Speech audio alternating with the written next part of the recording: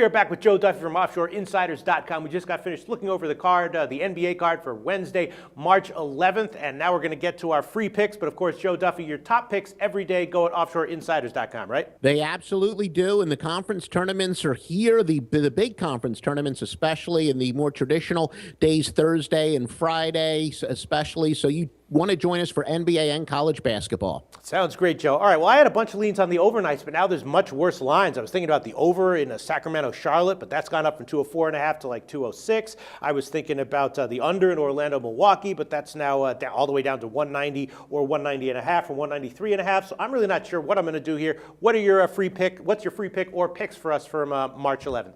Well, this is a rare case. I'm going to give a free pick on an actual premium pick. I'm going to go with Charlotte minus the 6.5. And this is a system where our regular clients... Actually, I'm seeing Charlotte minus 8.5.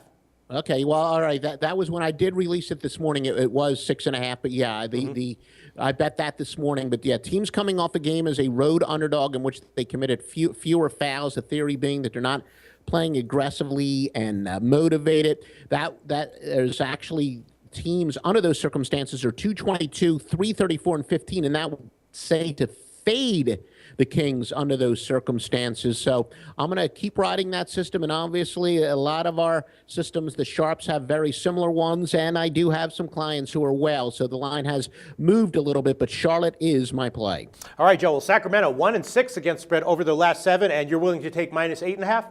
You got it, sir. Okay. Well, now I have to think about what I want to do. I'm thinking about maybe the over in Sacramento, Charlotte. I'm thinking about the under in Atlanta, Denver. You know, Atlanta had a huge offensive outburst recently, but before that they were trending under 2-8 over under in their last 10. Denver also 2-7 over under in their last 9. It's a high total, 209. I was thinking about that one. Boston is interesting. They're actually a home underdog. They're plus 5.5 right now. They're 6-0-1 against spread in their last 7 home games. I was thinking about Brooklyn, Miami under. That seems like a solid play. Also thinking about the under in Clippers, OKC. In part 1, we discussed why that would be. That's a very high total, and the Clippers have been an under trender, but OKC's been an over trender.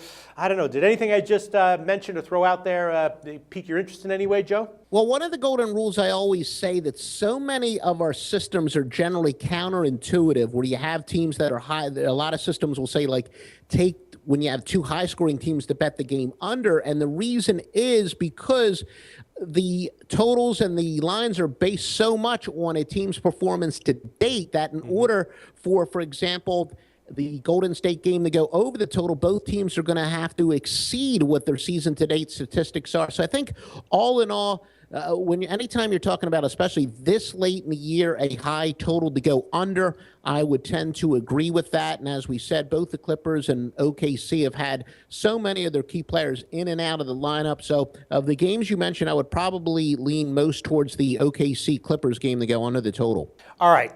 I'm going to do a little bit of a ballsy decision here. I'm going to take 3 free picks today, Joe Duffy, all unders. Brooklyn, Miami, under 199.5. Clippers, OKC, under 211. And Atlanta, Denver, under 209.5. Hopefully I can go at least 2-1. Joe Duffy, thanks for all your awesome thoughts. Joe Duffy from OffshoreInsiders.com. Thanks again. We'll talk to you tomorrow on Thursday.